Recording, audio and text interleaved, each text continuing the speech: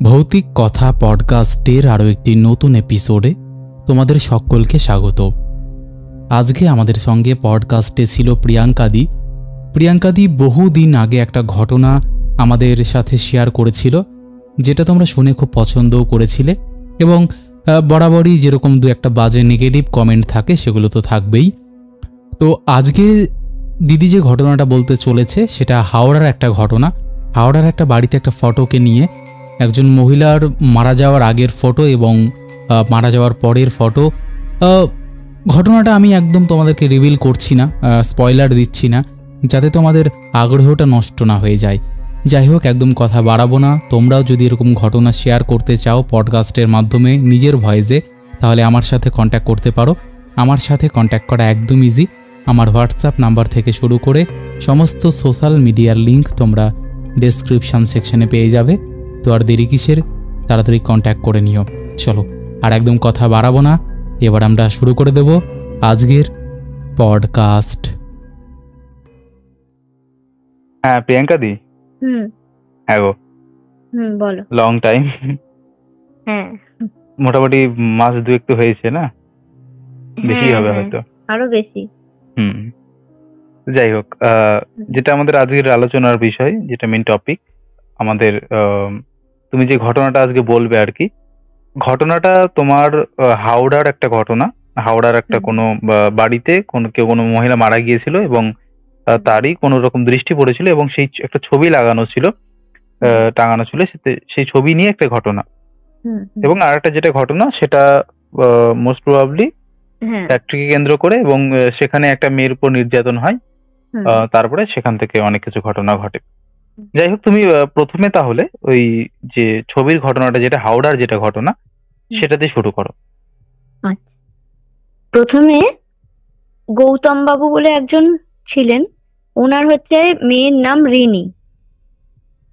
ওই গৌতম বাবু ওনার মেয়েকে খুব ধুমধাম করে বিয়ে দেন। রাউরকেল্লা আছে না, রাউরকেল্লায় বিয়ে দেন। এবার ওখানে 7টা বছর কাটতে না কাটতে ওনার যে স্বামী, ওনার স্বামীর সাথে ডিভোর্স হয়ে যায় মেয়ের। এবার ওই মেয়ের দুটো বাচ্চা, যমজ বাচ্চা ছিল, সেই জন্য স্বামীর কাছে একটা বাচ্চাকে রেখে আর একটা বাচ্চাকে নিয়ে বাবার সাথে বাড়ি চলে আসে। এবার বাড়ি চলে আসার পর বাবা বলেছিল যে নিজের বাড়িতেই থাকতে, মানে বাবা মার সাথেই থাকতে বলেছিল, কিন্তু মেয়ের সেটা আপত্তি ছিল। মেয়ে বললো না, একসাথে থাকবো না, একসাথে থাকলে মানে সম্পর্কটা নষ্ট হয়ে যায়, তাই আমাকে একটা বাড়ি দেখে দাও, আমি সেই বাড়িতে আমার বাচ্চাকে নিয়ে থাকবো। বাবা তখন অনেক খোঁজ করে, অনেক খোঁজ খবর নিয়ে আর তখন একটা বাড়ি সন্ধান পায়। বাড়ির যখন সন্ধান পায় তখন মেয়েকে নিয়ে যায় দেখানোর জন্য।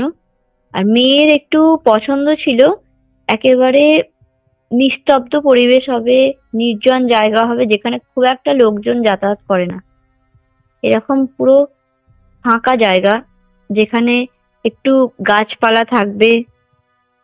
আর একটাই মাত্র বাড়ি, আশেপাশে অত ঘর বাড়ি থাকবে না, এরকম একটা শান্ত শিষ্ট পরিবেশ মেয়ের দরকার ছিল।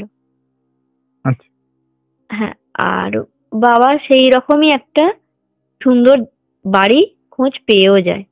এবার বাবা আর মেয়ে দুজনে মিলে বাড়িটা দেখতে যায়। মেয়ের ভীষণ পছন্দ হয়ে যায়, কারণ বাড়িটা একদম গাছপালায় ঘেরা।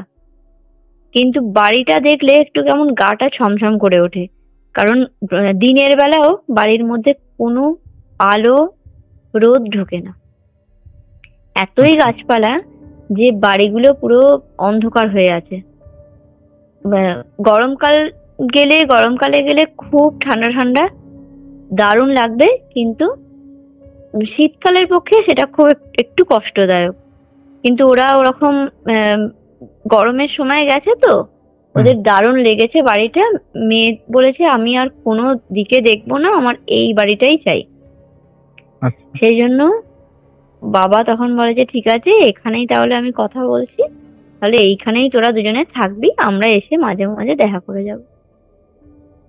এবার ওর যে বাচ্চা বাচ্চাকে বলছে চলে যাও, বাড়ির এদিক ওদিক ঘুরে দেখে আসো কেমন লাগছে, এবার এটা তোমার বাড়ি বলে। তারপরে ওরা একদিন ওরকম সব জিনিসপত্র নিয়ে এসে বাড়িতে যখন থাকা শুরু করে, এসেই প্রথমে ভিতরে ঢুকে একটা রুমের মধ্যে দেখে একটা ফটো, বিশাল বড় একটা ফটো, বাঁধানো ফটো। সেই ফটোটায় প্রথমেই দেখছে বড় একটা লাল রঙের টিপ পরে আছে, আর লাল পাড় সাদা শাড়ি পরে আছে। আর ছবির ভিতরে যে বসে আছে তার চোখের দিকে না তাকানো যাচ্ছে না, মানে তার চোখটা যেন মনে হচ্ছে পুরো জীবন্ত। ফটো কিন্তু কিন্তু তাও যেন মনে হচ্ছে সত্যিকারের কেউ বসে আছে। ও না এরকম তাকিয়েছে। ওর নাম আমি ধরে নিচ্ছি রিনি, কারণ আমি ওর নামটা তো ঠিকঠাক বলতে পারবো না।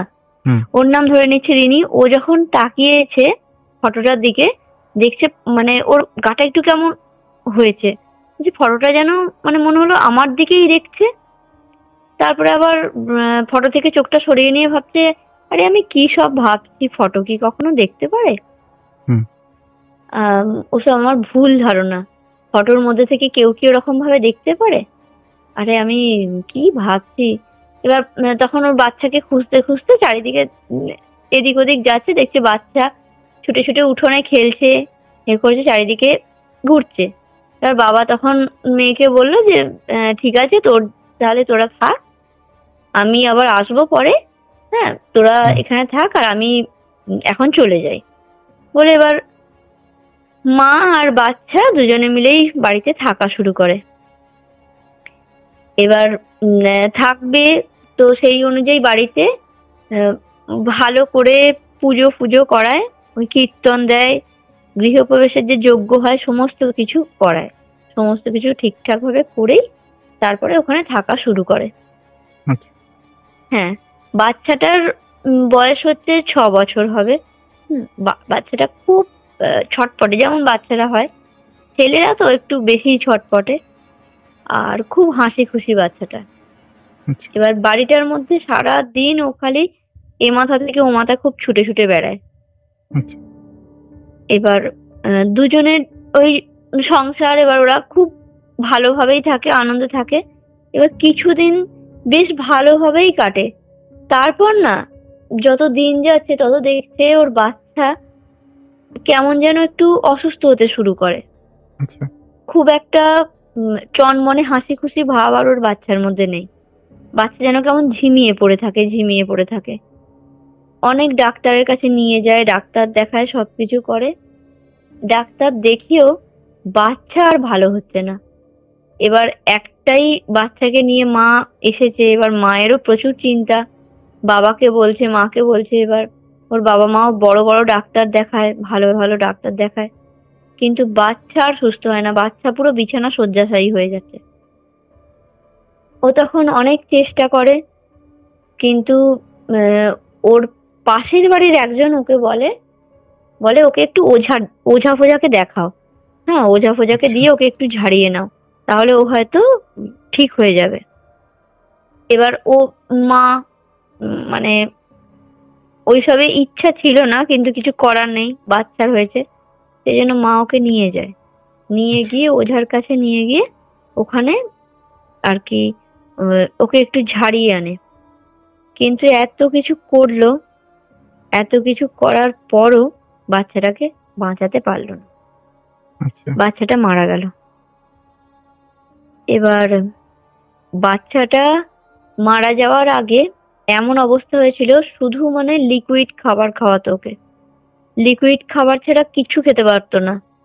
এমনকি লাস্ট পর্যন্ত এমন হয়েছিল, সেই মুখে পাইপ দিয়ে যাই হোক করে ওকে খাবার, সেই নাক মুখ দিয়ে পাইপ দিয়ে খাবার খাওয়ানো হয় না, অনেক কষ্ট করে ওইভাবে খাওয়াতে হয়েছিল, ওইভাবে মানে লাস্টে ট্রিটমেন্ট চলতো, কিন্তু বাচ্চাটাকে বাঁচাতে পারলো না। এবার ও খুব ভেঙে পড়েছে, কি করবে, কিছু করার নেই, কিন্তু বাড়ি ছেড়েই বা কোথায় যাবে। ও তখন যখন ওরকম অবস্থা, ও পাশের বাড়ির আর একজন ওর কাছে এসেছে, আর একজন ওরকম ও কাকিমা বলতো, এসেছে। এসে তখন বলছে, ওকে বলছে বলছে আমি ভেবেছিলাম যে তোমাকে কিছু বলবো না, কিন্তু তোমাকে না এখন ভাবছি বলাটা উচিত, কারণ তুমি যদি ভয় পেয়ে যাও সেই জন্য আমার বলার ইচ্ছা ছিল না কোনো কিছু, যে এই বাড়িটা খুব খারাপ, এই বাড়ির একটা ইতিহাস আছে, সেটা তোমার জানা খুব দরকার। তখন ও তখন বলছে, কি এমন ইতিহাস? বলছে এমনই ইতিহাস যার জন্য তোমার ছেলেটাই চলে গেল। আমি যদি আগে বলতাম, তোমরা যদি এখানে না থাকতে, তাহলে হয়তো তোমার ছেলেটা আজকে বেঁচে যেত, কিন্তু আগে বললে তুমি বিশ্বাসও করতে না। তখন এখন বলছি বলে তোমার বিশ্বাস হবে, যেহেতু তোমার ছেলের সাথে এরকম হয়েছে। তখন ও বলছে, আপনি বলুন, আমি শুনবো কি হয়েছে। বলছে বেশ কিছু বছর আগের কথা, এই বাড়িটা প্রচুর লোকে ভর্তি ছিল, প্রচুর লোক ছিল। এই বাড়িতে 3 ছেলে 3 জন মেয়ে। এই বাড়ির মেয়েদের তো সব বিয়ে হয়ে গেছে, আর ওরা বাপের বাড়ি চলে গেছে। ওরা খুব একটা এই বাড়িতে আসা যাওয়া করে না, এই বাড়ির সাথে ওরা খুব একটা যোগাযোগ রাখেনি। কিন্তু ওর যে ছিল, ভাইয়েরা বাবার সাথে থাকতো, 3 ভাই। এবার প্রথমে এবার ওদের মা মারা যায়, মা কিন্তু অনেক বছর আগে মারা যায়। এবার 3 ভাই থাকতো, 3 ভাইয়ের মধ্যে বড় ভাইয়ের প্রথম বিয়ে হয়। বড় ভাইয়ের যখন বিয়ে হয়, হ্যাঁ, বিয়ের পরে সবকিছু ঠিক ছিল প্রথম প্রথম। তারপরে একদিন বড় বাড়ির যে এই বড় ভাইয়ের যে বউ, সেই বউ রান্নাঘরে কি যেন করছে, সেটা পাশের বাড়ি থেকে একজন দেখছে জানলা দিয়ে, যে বড় বৌদি কেরোসিন নিয়ে আর দেশলাইটা নিয়ে আগুন জ্বালাবে বলে সব রেডি হচ্ছে। এবার ও তখন দূর থেকে, ওর একটু সন্দেহ হয়েছে, ছুটে এসেছে, এসে দেখছে যে ততক্ষণে জ্বালিয়ে দিয়েছে আগুন। কিন্তু খুব ভাগ্য ভালো যে ওকে জল ফল ঢেলে ওরা বাঁচাতে পেরেছে। এবার যখন বাঁচিয়েছে, বাঁচানোর পর ওকে জিজ্ঞেস করছে যে বৌদি তুমি আগুন দিচ্ছিলে কেন গায়ে? তখন ও কিচ্ছু বলতে পারছে না। ও বলছে আমি তো আগুন দিইনি, আমি তো রান্না করছিলাম। বলছে আমি নিজের চোখে দেখেছি, আমি তোমায় দেখলাম যে তুমি নিজে আগুন লাগাচ্ছিলে নিজের শাড়িতে। বলছে আমি সত্যি বলছি, আমি কিচ্ছু জানি না, আমি তো বুঝতেই পারছি না আমি কখন কি করেছি। তখন এবার ওরা আর কিছু বলেনি, ওরা ভাবছে হয়তো বলতে চাইছে না, হয়তো কোনো ঝগড়া হয়েছে, হ্যাঁ, দাদার সাথে, সেই জন্য ওরকম করেছে। এবার তারপরে ওরা যে যার চলে গেছে।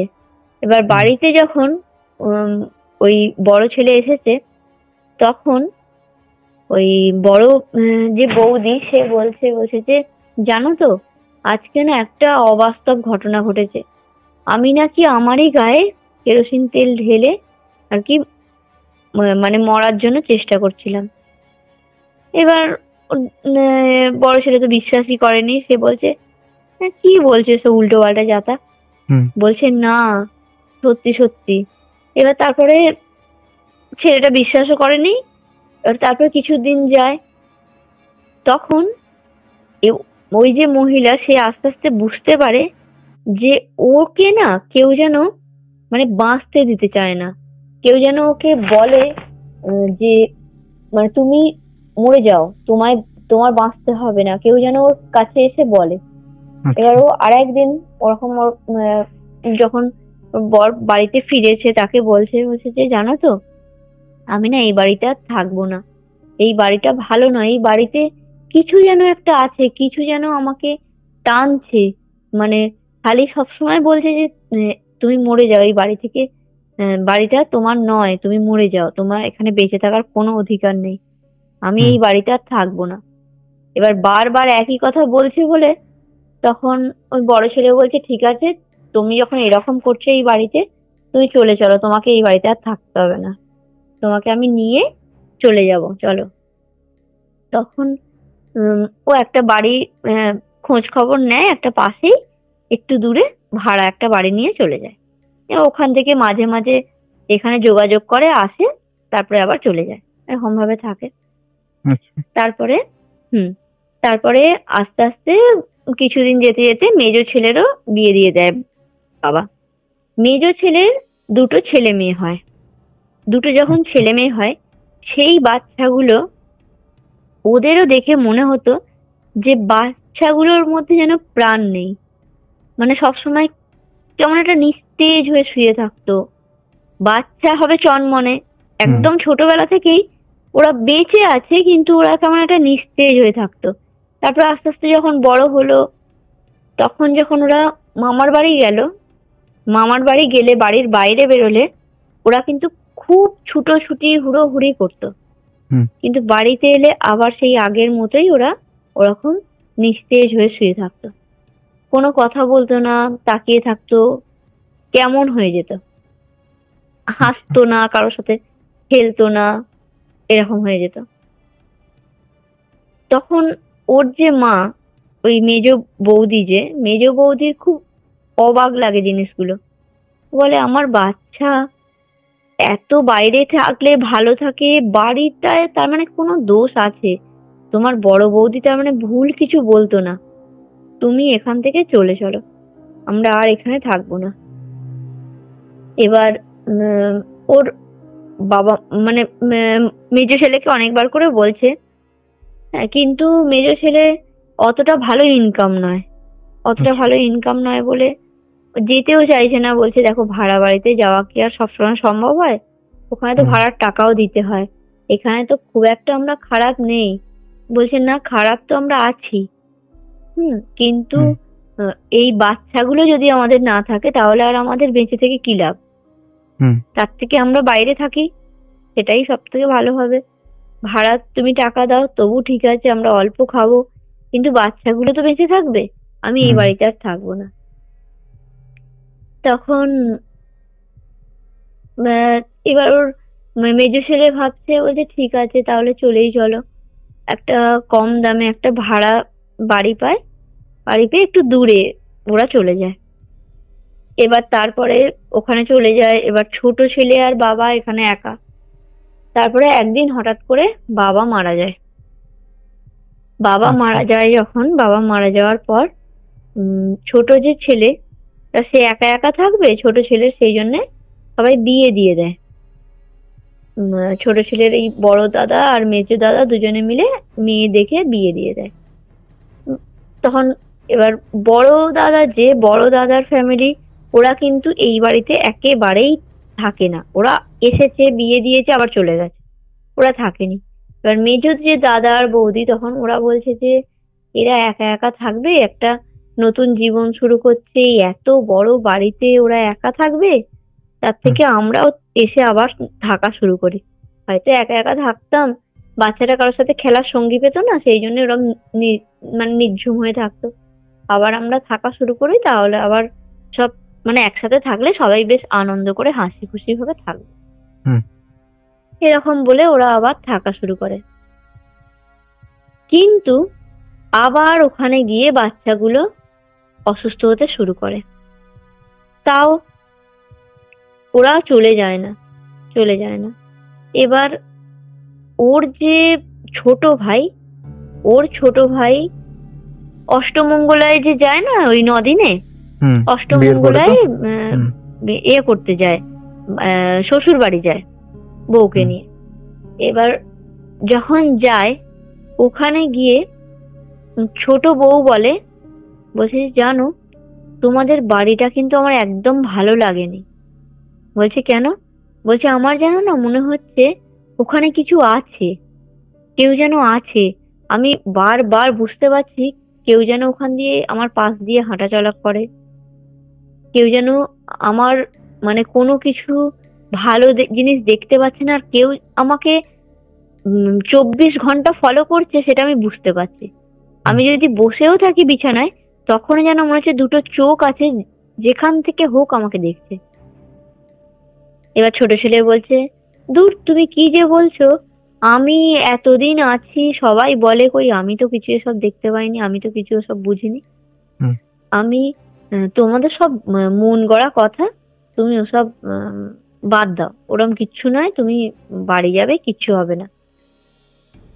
এবার ওদের ওই কথা ওই যে শ্বশুর বাড়ির লোক শুনতে পেয়ে যায়।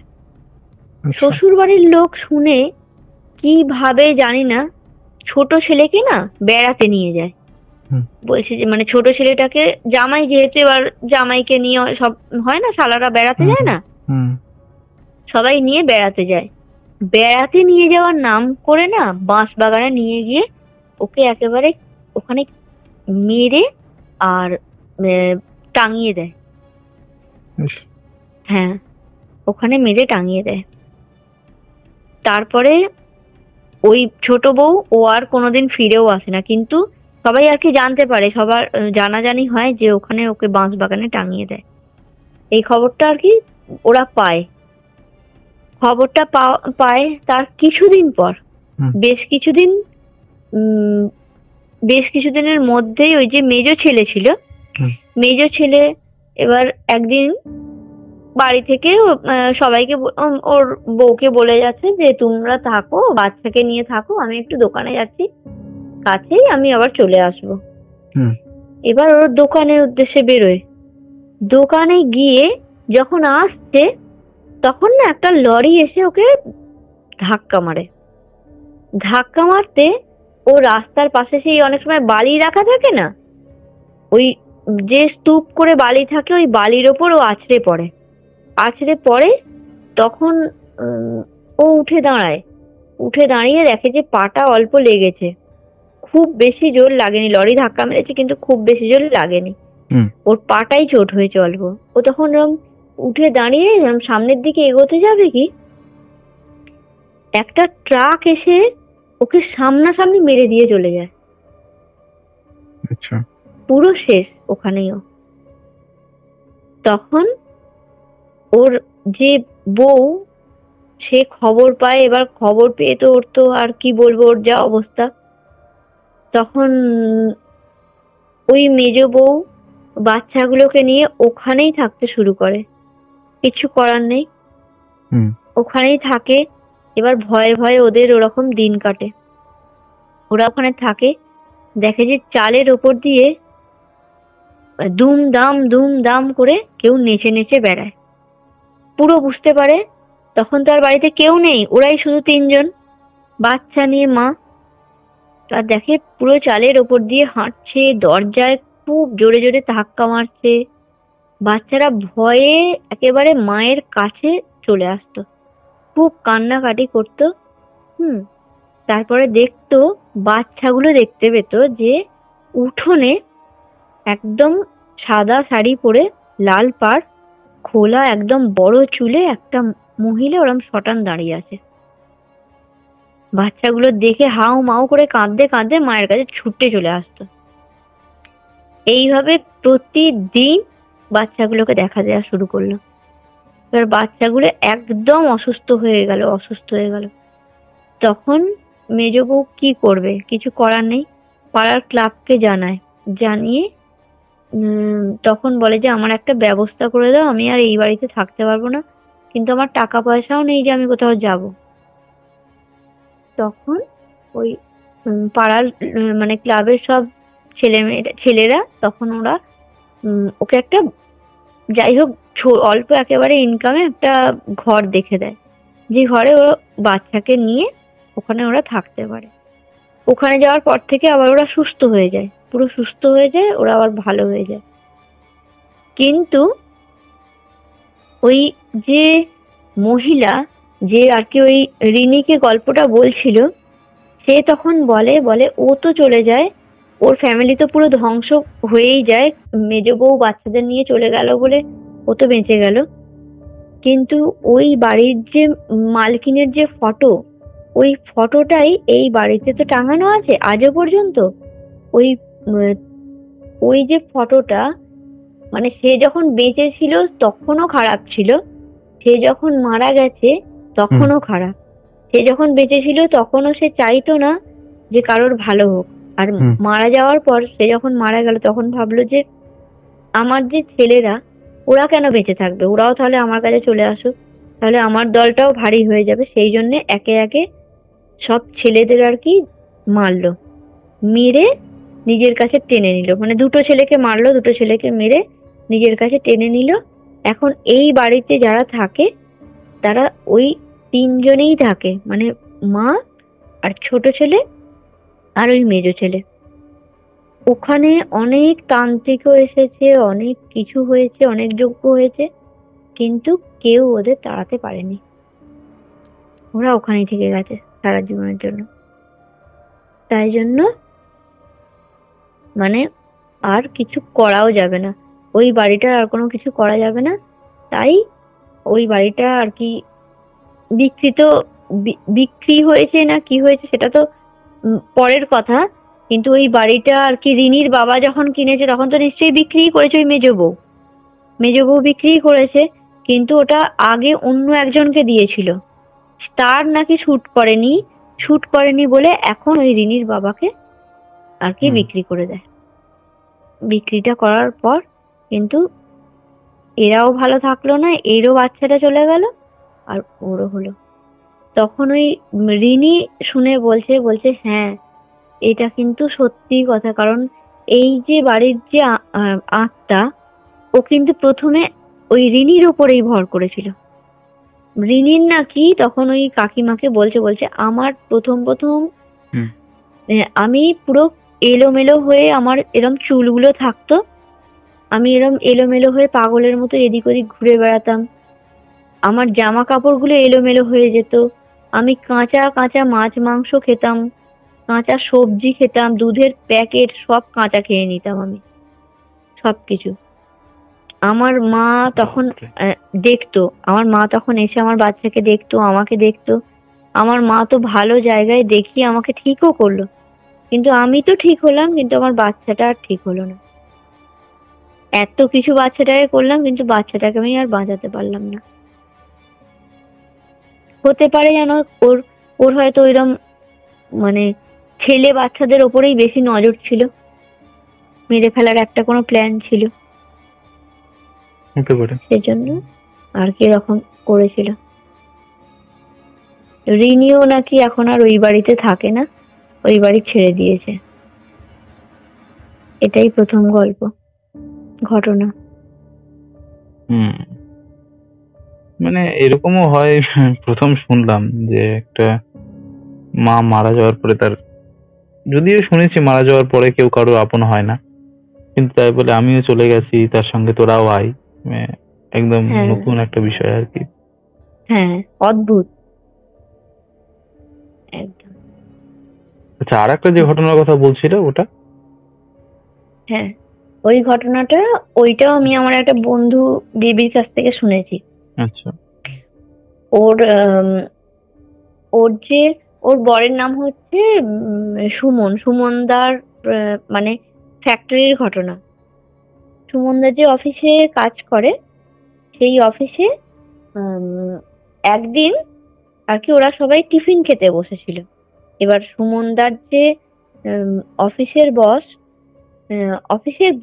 অফিসের যে ম্যানেজার উনি বললেন সুমনদাকে যে আজকে সুমন তুমি একটু করবে, একটু বেশি করে কাজ করে দেবে, তুমি একটু পরে টিফিন খাবে, আমাকে একটু মানে বেরোতে হবে, সেই জন্য তুমি একটুখানি একটা এটা করে আমার একটু কাজটা করে দাও, তাহলে আমার একটু উপকার হয়, একটু পরে টিফিন খেলে তোমার অসুবিধা নেই তো? সুমন বলছি না ঠিক আছে আমার কোনো অসুবিধা নেই। এবার যারা ওই সুমনদার সাথে যারা মানে টিফিন খেত তারা সবাই কলিগরা, হ্যাঁ অফিসের আর কি সবাই একসাথে টিফিন টাইমে খেতে বসে গেছে। এবার সবাই খেতে বসে সবাই বলছে যে প্রত্যেকে আলাদা আলাদা টিফিন এনেছে। এবার সবাই টিফিনগুলো যখন খুলছে তখন না দেখছে যে ওই টিফিনের ভিতরে প্রত্যেকেরই, যে রুটি এনেছে দেখছে রুটির মধ্যে চুল, আর একজন যে টিফিন খুলেছে তার ভাতের মধ্যে চুল, একজনের দেখছে তরকারির মধ্যে চুল। এবার সবাই ভাবছে এরকম চুল কেন, এরকম চুল কেন, এটা তো মানে স্বাভাবিক জিনিস নয়, এত চুল আসছে কোথা থেকে। আর তখন সুমনদা বলছে বলছে আরে আজকে মনে হচ্ছে সবার চুলেরই দিন, হ্যাঁ, না হলে এত চুল আসছে কোথা থেকে। আচ্ছা ঠিক আছে, তোরা সব খা, আমি একটুখানি পরে খাচ্ছি, এই কথাটা বলেছে। এবার ওই সুমনদার যে ম্যানেজার, হ্যাঁ, ওই ম্যানেজার সুমনদাকে তো কাজ করতে দিয়েছে। এবার একটা রুমের মধ্যে সুমনদা কাজগুলো করছে। তখন কাজগুলো করতে করতে তখন সুমনদা বলছে যে কাজ তো প্রায় হয়েই এলো, আমার প্রচন্ড খিদে পাচ্ছে, এবার একটু খেয়েই নি। তো যখন খেতে বসেছে, হ্যাঁ, খেতে বসে দেখছে যে ওই সুমনদার টিফিনের ভিতরে একটা বড় চুল। আচ্ছা। এবার সুমনদা তখন বলছে আমার খাবারেও চুল। এবার তখন ওই পাশের যে রুমে ম্যানেজার হচ্ছে খেয়ে তারপরে যাবেন, ম্যানেজার তখন বলছে যে ডাকছে সুমনদাকে, যে একবার শোনো সুমন। বলছে কি? বলছে আরে দেখো আমার খাবারে কেমন চুল। বলছে আপনার খাবারেও চুল? বলছে হ্যাঁ, মনে হচ্ছে তোমার বৌদি এরকম রান্না করেছে এরকম নোংরা ভাবে। তখন সুমনদা বলছে না, ওটা তো হতেই পারে, হ্যাঁ, ও নিয়ে অত চিন্তা করবেন না। এবার সবাই একই কথা বলছে, মানে একই রকম ভাবে সবার খাবারে এরকম একই জিনিস দেখে সবাই একটু কেমন সন্দেহ হয়েছে। এবার সুমনদা সবাইকে বলছে এই কথাটাই, যারা সব কলিগরা, তখন ওই কলিগরা একে একে বলছে বলছে যে আমাদেরও তো সবার একই অবস্থা, কিন্তু কেন বলো তো এরকম হচ্ছে। তখন কথা বলতে বলতে ওরা যেখানটা বসেছিল না, সেই জায়গাটা থেকে একটু দূরে একটা বাথরুম আছে। হঠাৎ করে ওখান থেকে একজন দেখছে যে একজন মহিলা স্টাফ ওই বাথরুমে ঢুকে গেল।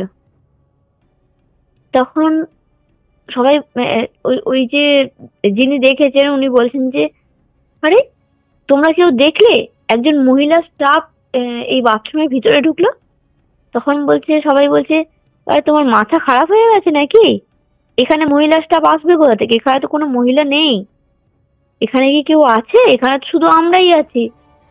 তখন সে বলছে সত্যিই তো, তাই তো, এটা তো হওয়ার কথা নয়। এবার ওর কথা শুনে না সবাই খুব হাসছে, বলছে তার মানে মানে তুমি মনে হচ্ছে খুব এইসব ভাবছো, সেই জন্য এরকম দেখা শুরু করেছো। তখন কেউ কিছু বলেনি।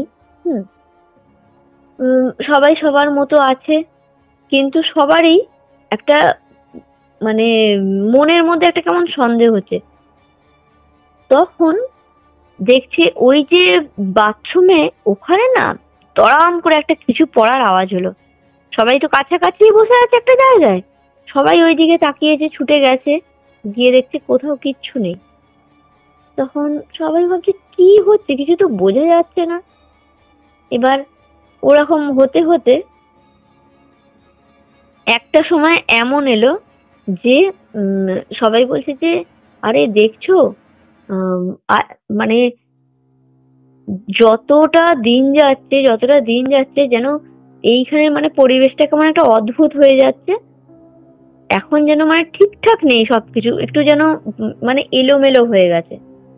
তখন ওই সুমনদা বলছে না না, ওটা তোমাদের মনের ভুল, ওটা কোনো ব্যাপার না, ওসব কিছু নয় বলে এবার সুমনদা এবার আবার নিজের রুমে গেছে। নিজের রুমে গিয়ে ওখানে যখন বসেছে তখন না দেখছে যে কে একটা মানে ওখান দিয়ে পাস করলো। তখন সবাই বলছে কে গেল, বাবা কে গেল? তখন সুমনদা বলছে যে কিছু একটা গেল, মানে আমি বুঝতে পারছি, সব পাচ্ছি, অথচ মানে মানে ফিল করতে পারছি কিন্তু দেখতে পাচ্ছি না। এবার আর একদিন কি হয়েছে, সুমনদা ওরকম কাজ করতে করতে পুরো সুমনদার কানের কাছে কে যেন এসে বলছে আমাকে একটু মুক্তি দেবে, আমি মুক্তি চাই। এবার না সুমনদা পুরো ভয় পেয়ে গেছে, পুরো মানে কাঁটা দিয়ে উঠেছে গা। চারিদিকে তাকিয়ে দেখছে কেউ কোথাও নেই, দিনের বেলা, একদম দিনের বেলা, কেউ কোথাও নেই। আর ওরকম কানের কাছে কে বলে চলে গেল, মানে পুরো বুঝতে পারলো কারোর পায়ের আওয়াজ, কিন্তু কেউ কোথাও নেই, কিছু দেখতে পেল না। তখন আবার কিছুক্ষণ পরে দেখছে রুমের যে কোণাটা আছে ওই কোণা থেকে কেউ যেন হুম হুম হুম হুম করে কাঁদছে। এবার সুমনদার প্রচুর ভয় পেয়ে গেছে, একদম রুম থেকে বেরিয়ে বাইরে চলে এসেছে। বাইরে চলে আসছে তখন এবার সবাই দেখে বুঝতে পেরে গেছে, কারণ সুমন তখন দর দর করে ঘামছে, এবার চোখে মুখে একটু জল দিচ্ছে। তখন সবাই বলছে কি হয়েছে, শরীর অসুস্থ? তখন সুমনদা বলছে শরীর অসুস্থ না, আমার সাথে না এই হয়েছে, জানি না কতটা আর কি তোমরা বিশ্বাস করবে, কিন্তু এটা সত্যি, আমি যেটা বলছি সেটা সত্যি। তখন ওরা বলছে যে তুমি জানো না দাদা, এখানে না একটা ঘটনা ঘটেছিল। তখন সুমনদা বলছে কি ঘটনা? বলছে এইটা তো এখন ফ্যাক্টরি, আগে এটা ফ্যাক্টরি ছিল না, এটা ছিল আগে একটা যে রেস্টুরেন্ট কাম বার। ওখানে যে মালিক ছিল সেই মালিকের যে ছেলে সে তার বন্ধু বান্ধব নিয়ে এসেছিল, আর একটা নিজের গার্লফ্রেন্ডকেই মনে হয় এনেছিল, এনে এখানে ছিল। কিন্তু ওই যে মেয়েটা, ওকে সবাই মিলে রেপ করে এখানেই কোনো একটা জায়গায় পুঁতে রাখে। এবার পুঁতে দেওয়ার পর ওদের চলে যায়, ওরা আর থাকে না ওখানে কেউ। সেটা জানাজানি হবে বলে রাতারাতি আর কি ওর মানে ছেলেটার বাবাও জানতো, তার মানে রাতারাতি সমস্ত কিছু প্রমাণ লোপাট করে দিয়ে আর সব বন্ধুদের টাকা খাইয়ে দেয়, বন্ধুদেরও টাকা খাইয়ে দিয়ে সবকিছু আর কি চুপচাপ হয়ে যায়। আর ওই জায়গাটা একদম বিক্রি করে দেয়, ওরা আর ওদের কাছে রাখে না, ওরা বিক্রি করে দেয়। ওরা বিক্রি করার পর এরা কেনে, মানে ওর যে ফ্যাক্টরি, এখনকার যে সুমনদার ফ্যাক্টরির যে মালিক, ওই মালিক কিনে অনেক কিছু করে, অনেক কিছু যাগযজ্ঞ করে, কিন্তু ঠিক হয়নি, মানে ঠিক করতে পারেনি। ওই মেয়েটার আত্মা নাকি এখনো পর্যন্ত ওখানেই আছে, ওখানেই থেকে গেছে, যায়নি এখনো পর্যন্ত। থেকে গেছে, কারণ তার মানে তার নামটা জানা নাই, ঠিক আছে? নাম জানলেই নাকি, নাম গোত্র সব বলেই নাকি মুক্তি দেওয়া যায়, নাম জানা নেই, কিছু জানা নেই, তাই ওখানেই থেকে গেছে এখনো পর্যন্ত। ওদের তো মুক্তি দেওয়া যায়, তো মুক্তি দেওয়া যায়, মানে নাম গোত্র জানতেই হবে এমন তো না। জানি না কেন, কিন্তু মুক্তি হয়নি। কিছু কিছু হয় না, কিছু কিছু আত্মার তো মুক্তি হয়ও না। হয়তো ওটা অন্য কোনো রিজন আছে, যে তার শেষ ইচ্ছে পূরণ হয়নি বা কিছু। হ্যাঁ, হতেই পারে, কে জানে। আমাদের পাড়াতেই কত ঘটনা ঘটছে জানো, আমাদের নিজেদের পাড়াতেই। এই কদিন আগেই একটা ঘটনা ঘটেছে, খুব ছোট্ট একটা ঘটনা তোমায় বলি। আমাদের একদম পাশের বাড়িতে একজন হচ্ছে ওর নিজের মামার সাথে ড্রিঙ্ক করছিল বসে। এবার আমাদের যে কালীতলা, ওইখানে আর কি ড্রিঙ্ক করছিল বসে। ওখান থেকে ওদের বাড়িতে আসবে বলে এসে হচ্ছে, মানে মামার বাড়িতে, ওখানে মামার বাড়িতে না ঢুকে আমাদের ওখান দিয়ে সোজা চলে যায় পাঁচকোতলা বলে, এই খাটাল বলে একটা জায়গা আছে, পাঁচকোতলা পেরিয়ে ওই খাটালে ও সোজা চলে যায়। ও দেখে ওর ওই যে মামার সাথে বসে ড্রিঙ্ক করছিল ওই মামা আগে আগে চলে যাচ্ছে, আর ওর মা চলে যাচ্ছে গলায় দড়ি দিতে। ও এরকম দেখে, হ্যাঁ। আচ্ছা। এবার ও দেখে ও এগিয়ে এগিয়ে চলে যায় ওর সাথে, গিয়ে খাটালের ওখানে এবার ও দেখে ওর মা মা আর কি মারা যাবে বলে এরকম গলায় দড়িটা দিচ্ছে। ও তখন ওর মাকে গিয়ে নাকি বলে যে মা কি হয়েছে তোমার, কি হয়েছে, এরকম করছো কেন? এবার ওর মামা তখন ওকে নাকি তুলে আছাড় মারে, একবার নয় নাকি 4-5বার আছাড় মারে। কিন্তু ওই আছাড় মারাটা, এবার ও তো ওখান থেকে খুব চিৎকার করছে, ওখান থেকে ওর বাড়িটা খুব একটা দূরে নয়। এবার ওর মামা ওকে খুঁজতে খুঁজতে কালীতলা থেকে ওদের বাড়ির কাছে এসে গেছে। তখন ওর বাড়িতে সবাইকে বলছে কোথায় গেল ভাগনা? তখন ওর ভাগনা যে বলছে তারও আবার বউও আছে, বিয়ে হয়ে গেছে আর কি। সে বলছে কই আসেনি তো। এবার ওই যে মামা, ওর মামারও বউ আর ওর নিজের বউ দুজনে মিলে গেছে ওকে খুঁজতে। এবার খুঁজতে খুঁজতে মানে আওয়াজ পাচ্ছে ও খুব চিৎকার করছে। এবার যখন এগিয়ে গেছে দেখছে ও এরকম শূন্যে উঠছে আর আছাড় মেরে নাকি নিচে পড়ে যাচ্ছে।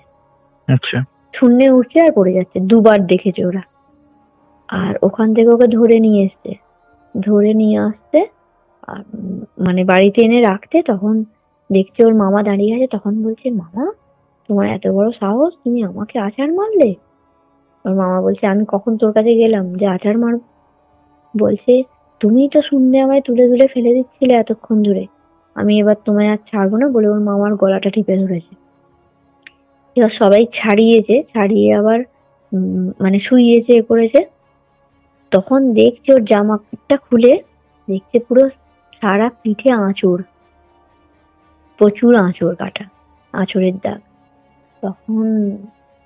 তখন আর কিছু বলেনি। ও তখন মানে পুরো খেয়ালে ছিল তো, ওই অবস্থাতেই ওকে সবাই ঘুম পাড়িয়ে দেয়, ও ঘুমিয়ে পড়ে। পরের দিন থেকে ওর নাকি ধুম জ্বর। ওকে ডাক্তার ফাক্তার দেখায়, ডাক্তার দেখিয়ে আবার বাড়িতে নিয়ে আসে, সবকিছু হয়। তারপরে মানে ওর ডাক্তারও দেখে সব করে, কিন্তু আঁচড়ের দাগ কি করে হলো আর ওরম মানে শূন্যে উঠেও কি করে পড়ে যাচ্ছিল সেটাও কেউ এখনো জানতে পারেনি। আমি এই পর্যন্তই খবর পেয়েছি, তারপর আর খবরও পাইনি। এইটুকুই এখনো জানি। আমাদের পাড়ায় সেই অনেক দিন আগে বলেছিলাম না, একটা এই 19-20 বছরের একটা ছেলে মারা গেছিল গলায় দড়ি দিয়ে, বলেছিল ওরই নাকি আত্মা আর কি ওরকম ঘুরে ফেরে নাকি এখনো। ওই তো আর কি ওই গলায় দড়িটা দিতে গেছিল, আর ওই নাকি ওই মামার রূপ ধরে ওই নাকি ওকে মেরেছে, সবাই বলছে। বাপরে, কত কি হচ্ছে না আমাদের এই পৃথিবীতে। আমি ভাবি এতদিন পরে ও আছে বলো, প্রায় 2 বছর তো হয়ে গেল হয়তো। না থাকার কিছুই নেই, সে যদি শান্তি না পেয়ে থাকে সে থাকতেই পারে। তাও নিজের লোককে কিছু মানে নিজের লোককে কিন্তু কিছু করেনি। নিজের লোক বলতে ওর বাবাই আছে, মা আছে, দিদিটা দেখো আমি যেটা জানি যে মারা যাওয়ার পর নিজের পর বা আপন বলতে কিছু থাকে না, তখন সবাই নাকি শত্রু হয়ে যায়। এবার আবার কারো কারো ক্ষেত্রে শুনি যে না, নিজের লোককে কিছু করে না, শুধু অন্যের লোককে করে, নিজের লোককে দেখা দেয় না, অন্যের লোককে দেখা দেয়, অন্যের লোককে মানে অন্য লোককে ভয় দেখায়। তো এটা পুরোপুরি ভ্যারি করে। আবার সবাই ক্ষতি করে না, এটাও তো। আবার কেউ ক্ষতি করে, কেউ ক্ষতি করে না, কেউ সাহায্য করে, আবার কেউ ক্ষতি করে, এই হচ্ছে ব্যাপার। কতজন তো আছে বলো সাহায্য করে, এরকম তোমাদের ঘটনাতেই তো শুনেছি। প্রচুর ঘটনা আছে ওরকম আমাদের এই ভৌতিক ক্ষতি আছে। আর ওই ফ্যাক্টরির কথা বললে না, ওই ফ্যাক্টরিটা কিসের ফ্যাক্টরি ছিল? আমি বলতে পারবো না। আচ্ছা আচ্ছা, কিছু একটা ফ্যাক্টরি ছিল, যাই হোক। ওদের অফিসটা অন্য জায়গায় ছিল প্রথমে। বুঝেছি। অন্য জায়গায় অফিসটা ছিল, মানে সুমনদা কাজ করে আর কি সল্টলেকের অফিসে। এবার সল্টলেকের অফিসে কাজ করে, কিন্তু এই ফ্যাক্টরিটা কোথায় ঠিক আমি বলতে পারবো না, এটা সল্টলেকে নয় কিন্তু এটা অন্য জায়গায়। আর হ্যাঁ এখানেরই কোথাও হবে, কিন্তু কোথায় আমি ঠিকঠাক জানি না। আর যেখানে ওই ফ্যাক্টরিটা আবার একদিন ওই সল্টলেকে ওইখানে আগুন লাগে, বুঝেছো, ওই অফিসে আগুন আচ্ছা। লাগার পর কিছুদিনের জন্য আর কি ওই সুমনদাকে এখানে ট্রান্সফার করেছিল, যে আচ্ছা। এখানে কিছুদিনের জন্য কাজ করো, তারপরে আবার ওখানটা আবার ঠিকঠাক করিয়ে নিলে আবার তখন ওই রুমে আবার যাবে, আবার ওই অফিসে থাকতে পারবে, অসুবিধা নেই। এই কদিনের জন্য এসেছিল, তখনই এইসব ঘটনা ঘটেছে, নাহলে এত বছর চাকরি করছে জানতো না। স্বাভাবিক। রেন্টেড হাউস ছিল এটা, হতে পারে।